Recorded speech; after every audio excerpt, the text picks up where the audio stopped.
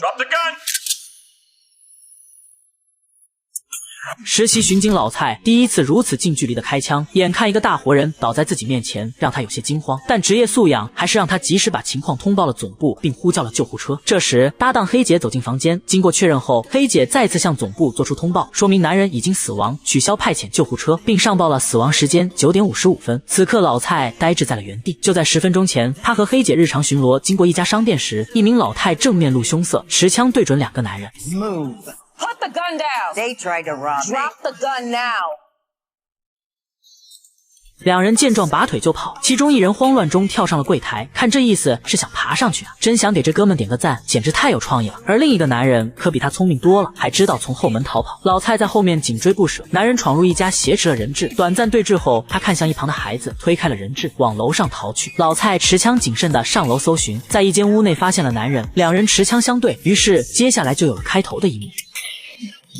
老蔡想要解释，黑姐打断了他，并说道：“只有在接受询问后，你才能详细说出过程，现在有可能妨碍案件调查。”此时的老蔡已经懵了，对于一个菜鸟来说，这无疑是一场巨大的考验。听到黑姐说出“你是行凶嫌犯”时，仿佛一道晴天霹雳将他击中，老蔡就像行尸走肉般默默地走出屋外，等待审判。不久后，相关部门对现场进行了勘查和取证，老蔡也被最不待见他的格雷警长开始询问。I'm only able to ask 2 questions at this time. Misha, in which direction? 1.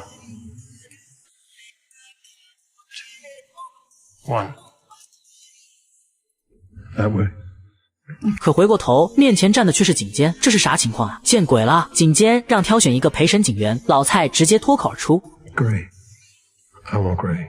这里插一句，人在精神紧张时产生幻觉，这可是精神分裂的前兆呀。回到警局，老蔡体验了嫌疑犯的待遇，拍一套写真，再来个无偿献血，最后干洗警服，真是一条龙服务呀。格雷看出老蔡紧张的情绪，安慰他这是常见反应，睡一觉后也许会感觉好很多。咱们的格雷警长可真会哄人，这时候心得多大才能睡得着觉呀？老蔡接下来会面临一场大询问，需要给工会律师提供书面供词，还要接受检察官办公室律师的调查，最后是内务部总长一系列的询问。另一边，被逮捕的男人询问弟弟的情况，黑姐说他刚经历了一场枪战，可男人似乎是已经猜到了结果。很快，与老蔡一同入职的好友小黑也被询问，不得不说小黑是真够意思，从警校尖子升到警局实习生，把老蔡都夸到天上去了。同样问题询问露西时，他也对老蔡赞不绝口，但问到他有没有经历过感情决裂时，露西却犹豫了一下，毕竟两人才刚分手不久，但还是回答了没有。询问结束后，总长再次对老蔡交代，不能离城，要保证随叫随到，期间最好不要和同事交谈，不然他们可能会被法庭传唤作证。老蔡也不傻，不就是让我别连累别人吗？很巧，露西就站在了身后，他刚想试着安慰老蔡，可这时电灯泡格雷就出现了，接着老蔡就被格雷护送回了家。不得不说，这个陪审警员干的还真到位啊！可他刚走，就有2个神秘人找上了老蔡，一场危险也随之而来。